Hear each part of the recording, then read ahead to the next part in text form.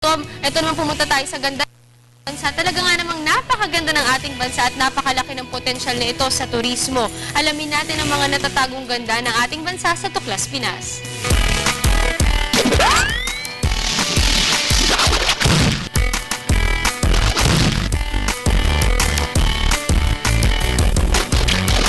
Ang lungsod na nagsilbing salamin ng panahong nagdaan, nakikitaan ng progresibong kasaganahan. Ito ang lungsod ng Imus sa Cavite. Malaki ang kontribusyon sa kasaysayan ng Imus sa mga kaganapan sa Pilipinas noon. At alam niyo bang hanggang ngayon, ating pang makikita ang mga lugar kung saan naganap ang makasaysayang pangyayari. Una sa ating listahan, ang Bayhayog ni General Licerio Topacio. Ito ay tinayo sa gugol ng bayan at sinasabing ito ang landmark ng Imus, ang bahay ng Cremona. Paaralang primarya mula 1880 hanggang 1896 at naging ospital na rin noong panahon ng Himagsikan. Ang bahay na ito ay nagsilbi rin tagpuan ng mga kilalang Pilipinong may mataas na tungkulin. Kung hanap mo na may peace of mind sa lungsod ng Imus kung saan spiritually ikaw ay marerelax, ang katedral ng Imus ay dapat mong mapuntahan. Kapansin-pansin ang disenyo nito. Kapag lupasan man ng panahon, ganda nito ay hindi patapon.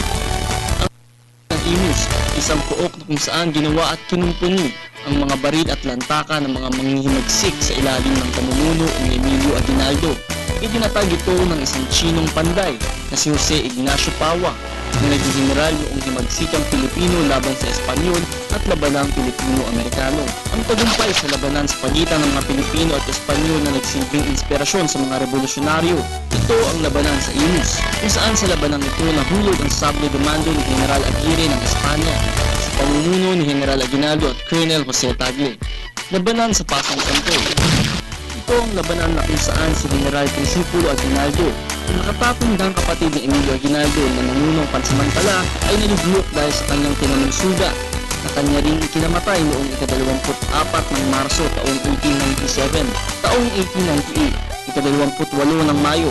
Isang madugong sagupaan ang nangyari sa pagitan ng mga Pilipino at higit 200 mga Kastilang mananako. Pinagtagumpayan ito ng mga Pilipino at sinamantala ni General Emilio Aguinaldo na ipakita sa unang pagkakataon ng bandila ng Pilipinas. Ang kasaysayan ay kagandahan, dala nito'y aral at inspirasyon sa kabataan at ating alagaan at pahalagahan upang sakripisyo ng mga bayaning lumaban, ng bayan ay hindi masayang.